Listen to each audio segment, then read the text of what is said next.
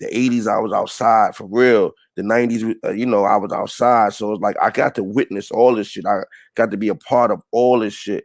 And this shit that I'm doing right now today is the most fulfilling, man.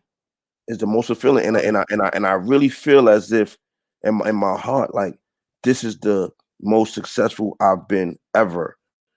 And I don't have as much money as I had, but it's still the most successful I've been ever in my life. Nice. Can we go and talk about now like that last bid you did? Mm-hmm. And what was that about?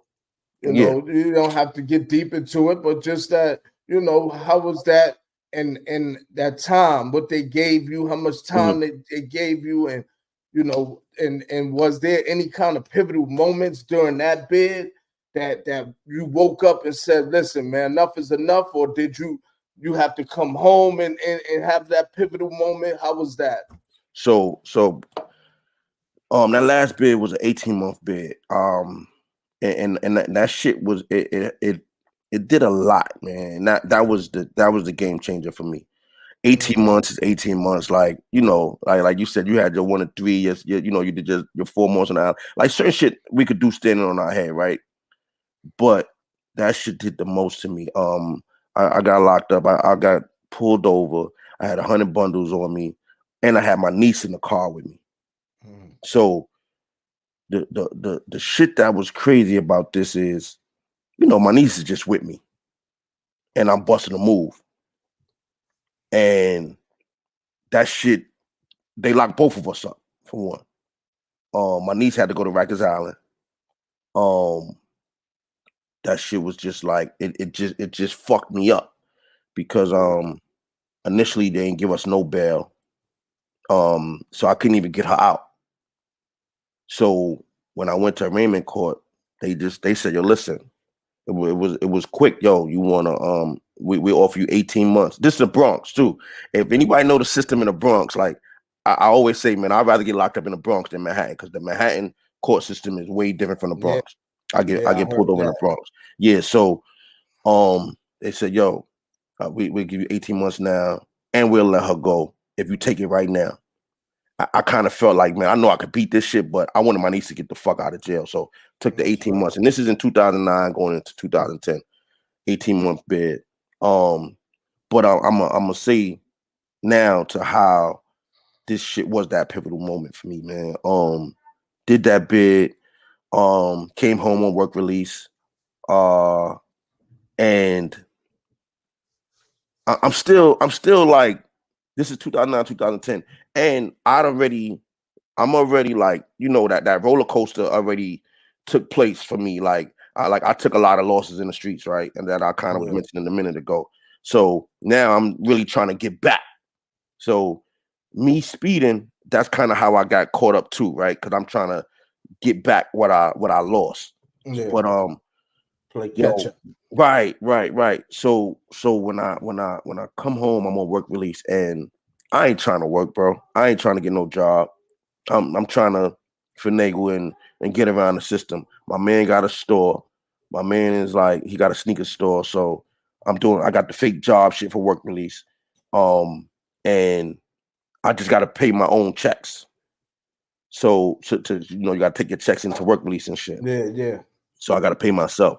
So I really felt like, one, when I was away, um my my son who's 15 now. Yeah, he just turned 15.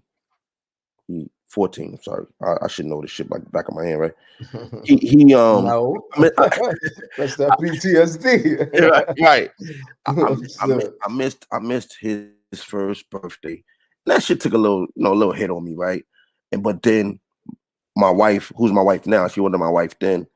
Um, I realized what I put her through, and my other kids through, right?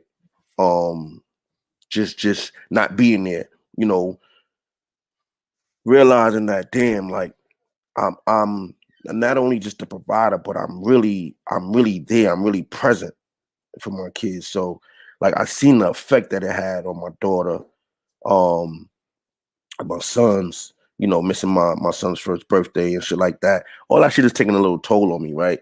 So then I'm going back to the work release part. I think I had asked a couple of my homies for some help, and I didn't get it. So the help that I asked for was, yo, I need you to pay, pay my check for this week, man. I think it was like $300 a week, some shit like that. And I didn't get it. And for a person such as myself that did so much for so many people, put people in position, and I felt like, yo, this is my team, and I'm like, damn, I know my niggas got it, and they didn't come through for me. I took that shit personal. You know what I'm saying? So that shit kind of like made me like, it's nothing. Like I know how to deal with niggas now. You know what I'm saying? But again, it's hurtful when like niggas call me for anything. You feel me?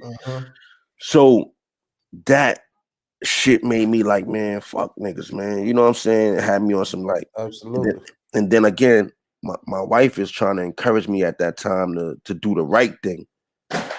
She's enrolled in the College of New Rochelle at the time, and she's like trying to tell me, yo, B, just do this. So when I eventually enrolled into the College of New Rochelle, after some time and giving it some thought, I did. And I did it just to do it at first. Like I wasn't even really interested in the shit. And you said something earlier, like, yo, man, you was a smart dude. Like I always been told, like, and I know, like, I'm smart when it comes to certain shit. So did that, got enrolled, went to school. My niggas was looking at me like, literally saying, like, yo, fuck you doing going to school, nigga? Yeah. Like, man, you bugging, telling me this shit. And I'm like, nah, man, I'm all right. I'm gonna stick this shit out. Like, and yo, bro, I'm gonna say this to you, right? I went to school in 4.5 years, and I had caught me a little job, a little couple of odd jobs and shit, like some per diem type shit. Niggas calling me when they need me, do maintenance type. And them 4.5 years of being in school saved me from probably what would have cost me another 10 years or more in prison, because all of my niggas got caught up in indictments. I got 10 years. One of my comrades now 19 years. Another comrade 30 years. So it's like that shit right there, like, saved me, bro. And I think me being told, or not even told, no, just not feeling like niggas ain't come through for me, was that pivotal moment for me, to where I said, yo, man, I can't do this shit no more. And then just knowing, like, I'm not trying to go away no more. But it was a struggle. It was definitely a struggle, because this is that lifestyle that I know, and I know so many people, and so many people know me. But one more thing I'm gonna say to that is just seeing how the streets changed and the game changed, and there's so many people that's working on the other side, and knowing this really had me like, man, I ain't fucking around no more. You know what I'm saying? I gotta figure it out this way. And then that's where I was like, yo, I can't go back to that. You know what I'm saying? I can't even trust a nigga that I call a brother, or trust a nigga that I call a friend, or you know what I'm saying? Because you don't know who's working now.